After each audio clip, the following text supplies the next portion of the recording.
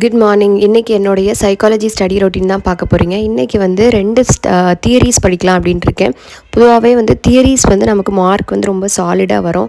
மற்றது கெஸ் பண்ணி போடுறத விட அதோட லெவல்ஸ், அதுக்கப்புறம் வந்து இதை யார் ப்ரப்போஸ் பண்ணா, ஸ்டேஜஸ் எத்தனை, இதுக்கு இன்னொரு பேர் என்ன, இப்படி தான் மேக்ஸிமம் கேட்பாங்க. இன்றைக்கி வந்து கோல்பெக் தியரி ஆஃப் மாரல் டெவலப்மெண்ட், அப்புறம் பேவ்லோவோட கிளாசிக்கல் கண்டிஷன் தியரி தான் படிக்க போகிறேன். Coleridge theory of moral development வந்து ரொம்ப ஈஸியான தியரி தான்.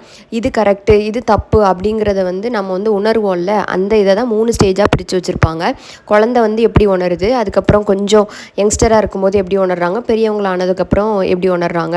ஃபார் எக்ஸாம்பிள், இப்போ ஒரு கடையிலேருந்து திருடினாங்க அப்படின்னா வந்து அது கரெக்டாக தப்பா, அதனால பனிஷ்மெண்ட் கிடைக்கும், ஸோ அது தப்பு அப்படின்னு நினைக்கிறது குழந்தையோட ஸ்டேஜ். ஸோ அப்படி கொஞ்சம் கொஞ்சமாக அந்த 3 ஸ்டேஜையும் கவர் பண்ணியிருக்கிறது தான் கோல்பர்க்கோடது. நான் வந்து ஃப்ளாஷ் கார்டு வச்சு தான் படிக்கிறேன். ஃப்ளாஷ் கார்டு வந்து எப்படின்னு நான் உங்கள்கிட்ட போன வீடியோவில் எக்ஸ்பிளைன் பண்ணியிருக்கேன். ஃப்ரண்ட்டில் வந்து கொஸ்டின் இருக்கும், பின்னாடி வந்து ஆன்சர் இருக்கும். இது வந்து ஒரு பெஸ்ட் ரிவிஷன் டெக்னிக் அப்படின்னு நிறைய பேர் சொல்கிறாங்க. நான் இப்போ தான் அதை ப்ராக்டிஸ் பண்ண ஆரம்பிச்சிருக்கேன். நான் வந்து இது யூஸ் பண்ணி இது யூஸ்ஃபுல்லாக இருக்கா அப்படிங்கிறது இந்த பின்னாடி இதுக்கு அடுத்த ஒரு கிளிப்பிங்கில் கொடுத்துருக்கேன், நீங்கள் பாருங்கள். நான் கோல்பெர்க்குமே வந்து இப்போ புதுசாக நான் ரிவிஷன் பண்ணிகிட்டு இருக்கிறதுனால சைட் பை சைடு என்ன செஞ்சுட்டேன் அப்படின்னா ஃப்ளாஷ் கார்டு வந்து ப்ரிப்பேர் பண்ணிட்டே தான் இருக்கேன். பேவ்லோவோடதும் அதே மாதிரி தான், கிளாசிக்கல் கண்டிஷன் தியரி. இது வந்து ரொம்ப ஈஸியான தியரி. இதில் வந்து ஒரு நாய்க்குட்டி வந்து பெல்லு சவுண்டு கேட்ட உடனே அது வந்து ஃபுட்டை பார்த்தோன்னா சாப்பிட ஆரம்பிக்கிறது தான் வந்து இந்த தியரி ஃபுல்லாகவே எக்ஸ்பிளைன் பண்ணியிருக்காங்க. ரொம்ப இன்ட்ரெஸ்டிங்காக தான் இருக்கும். இதில் உள்ள மெயின் இம்பார்ட்டண்ட்டான கொஸ்டின் வந்து இந்த தியரியில் ஒரு கொஸ்டின் வந்து ரொம்ப இம்பார்ட்டண்ட்டான கொஸ்டின், நிறைய கொஸ்டின் பேப்பரில் வந்து இதை ரிப்பீட்டடான கொஸ்டினாக இருக்குது. அது வந்து இந்த இதான் டிலைடு கண்டிஷனிங் இருக்குது பார்த்தீங்களா, அது. ஸோ டிலைட் கண்டிஷனிங்னா என்ன அப்படின்னா வந்து ஃபஸ்ட்டு வந்து ஃபுட்டு வந்து வச்சுட்டு ரெண்டாவது வந்து பெல் அடிப்பாங்க. அப்போ அந்த டாகுக்கு நல்லா மனசில் ஆயிரும், ஃபுட்டை வச்சுட்டு பெல் அடித்தோடனே நமக்கு வந்து ஃபுட்டு வந்துடுச்சு அப்படிங்கிறது மனசில் ஆயிரும். அதில் தான் வந்து என்னென்னா இந்த டிலைட் கண்டிஷனிங், பேக்வர்ட் கண்டிஷனிங் சொல்கிறது. ஸோ இதோட ஆன்சர் என்னவாக இருக்கும் அப்படின்னா UCS, uncondition stimuli is presented prior to condition stimuli CS. இதான் ரிப்பீட்டடான கொஸ்டின், படிச்சுக்கோங்க. இது வந்து நேற்று நான் சைக்காலஜிக்கு ப்ரிப்பேர் பண்ணி வச்சுருக்கக்கூடிய ஃப்ளாஷ் கார்டு. இப்போ இன்றைக்கி வந்து அந்த ஃப்ளாஷ் கார்டை நான் வந்து செக் பண்ண போகிறேன், இது வந்து எனக்கு ஞாபகம் இருக்கா அப்படின்ட்டு. Learning comes from what? Learning comes from experience. கரெக்டாக? Yes, correct. Learning is acquisition of new behaviour plus weakening of old behaviour. இது யார் சொன்னது? Who said? Henry P. Smith. கரெக்டா? Yes, it's right. What is plateau in S-shaped curve?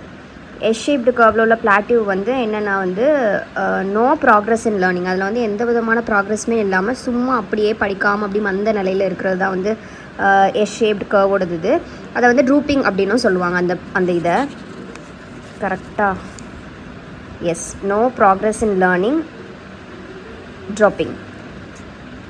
அடுத்து principles of learning. Principles of learning மொத்தம் எத்தனை இருக்குது? 6 principles of learning இருக்குது. Learning பண்ணுறதுக்கு முன்னாடி நம்மக்கிட்ட வந்து அந்த 6 பிரின்சிபல் இருக்காங்கிறது நம்ம மொத்தம் 6 என்ன இருக்குது, அதில் என்னென்னலாம்னு பார்க்கலாம். ஃபஸ்ட்டு ஒன் வந்து ரெடினஸ், படிக்கிறதுக்கு ரெடியாக இருக்கிறோமா அதை எக்ஸசைஸ் பண்ணி பார்த்துட்டே இருக்கிறது. அடுத்து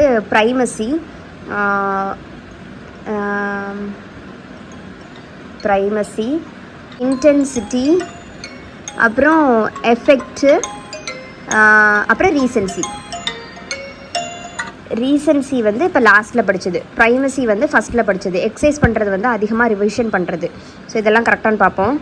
ஆமாம், மொத்தம் 6 பிரின்சிபல்ஸ் இருக்குது. Readiness, exercise, effort, primacy, intensity, recency. அப்புறம் how many learning curves are there? மொத்தம் வந்து எத்தனை லேர்னிங் கர்வ் இருக்குது? 4 லேர்னிங் கர்வ் இருக்குது. ஃபஸ்ட் ஒன் வந்து linear acceleration, second one positive, third one negative, fourth one வந்து எஸ் ஷேப்டு. செகண்ட் ஒன் வந்து பாசிட்டிவை வந்து கான்கேவ்னு சொல்லுவாங்க, நெகட்டிவை வந்து கான்வெக்ஸ்ன்னு சொல்லுவாங்க. ஸோ பாசிட்டிவ் ஆக்சிலரேஷனுங்கிறது வந்து ஃபஸ்ட்டு ரொம்ப ஸ்லோவாக படித்த மாதிரி இருக்கும், ஆனால் கடைசியில் வந்து ஃபாஸ்ட்டாக படிக்க ஆரம்பிச்சிருவாங்க. நெகட்டிவ்ங்கிறது வந்து ஃபஸ்ட்டு ரொம்ப கடன்னு படிக்க ஆரம்பிப்பாங்க, அதுக்கப்புறம் வந்து ரொம்ப ஸ்லோவாக அப்படியே விட்டுருவாங்க, ஒரு இம்ப்ரூவ்மெண்ட்டுமே இருக்காது. அதுதான் நெகட்டிவ். S-shapedனா அதுதான், அது கொஞ்ச நாள் படிக்க மாதிரி இருக்கும், அப்ஸ் அண்ட் டவுன்ஸ் இருக்கும். கொஞ்ச நாள் கழித்து வந்து அது அப்படியே வந்து படிக்காமல் அப்படியே விட்டுருவாங்க, அங்கே ப்ராக்ரெஸ்ஸே இருக்காது, படிக்கக்கூடிய ப்ராக்ரெஸ்ஸே இருக்காது. ஸோ கரெக்டாக? எஸ், கரெக்டாக. ஸோ இப்போது இந்த தியரியை நான் கரெக்டாக வந்து 2 மினிட்ஸ்க்குள்ளே ரிவைஸ் பண்ணி முடித்தாச்சு. எனக்கு தெரிஞ்சு இது வந்து ஒரு நல்ல ரிவிஷன் ஸ்ட்ராட்டஜின்னு தான் நினைக்கிறேன். லேர்னிங்குள்ளே மொத்த தியரியுமே இந்த ஒரு பேப்பரில், குட்டி பேப்பர்லேயும் எழுதி முடித்தாச்சு. சொல்லி முடித்த மொத்த கான்செப்டையும் 2 மினிட்ஸ்லேயே படித்து முடித்தாச்சு. ஸோ இதே மாதிரி நான் வந்து இன்றைக்கும் ப்ரிப்பேர் பண்ணியிருக்கேன். கேக்னே தியரியோடதும் ப்ரிப்பேர் பண்ணியிருக்கேன். கோல்பர்க் தியரியோடதையும் ப்ரிப்பேர் பண்ணியிருக்கேன். பேவ்லோவோட கிளாசிக்கல் கண்டிஷனிங் தியரியும் வந்து ப்ரிப்பேர் பண்ணியிருக்கேன். ஸோ இப்போதைக்கு 4 ப்ரிப்பேர் பண்ணியிருக்கேன். எனக்கு தெரிஞ்சு இது சக்ஸஸ் தான். இருந்தாலும் நான் ஒவ்வொரு வீடியோலையுமே அப்டேட் பண்ணுறேன் நான் எவ்வளோ தூரத்துக்கு படிச்சிருக்கேன். ஆக்சுவலி இது வந்து ரிவிஷன் பண்ணலை, நான் ரிவிஷன் பண்ணாமல் வந்து சொல்கிறேன். So this is an effective method தான். நான் இன்றைக்கி சைக்காலஜி மட்டும்தான் படிச்சுட்டு அந்த 2 தியரிக்குமே ஃப்ளாஷ் கார்டு ப்ரிப்பேர் பண்ணிவிட்டு இன்றைக்கி வந்து கிறிஸ்மஸ்க்கு வந்து ட்ரெஸ் எடுக்க போனதுனால ஹாஃப் டே கிட்ட ஃபுல்லாகவே போயிடுச்சு. அப்புறம் ரொம்ப டயர்டாக இருந்தது, ரொம்ப அலைஞ்சதுனால இவ்வளோ தான் இன்றைக்கி படித்தது. அதுக்கப்புறம் போயிட்டு வந்தோன்னே கொஞ்சம் காசு வந்து மிச்சமாச்சு. இந்த யூடியூப் சேனல் தொடங்கும்போது தான் இந்த உண்டியலும் வாங்கினேன். எனக்கு வந்து 2 ஒரே நேரத்தில் க்ரோ ஆகும்போது ரொம்ப ஹாப்பியாக இருந்தது. அதனால் மிச்ச காசு எல்லாத்தையும் உண்டியலில் போட்டேன்.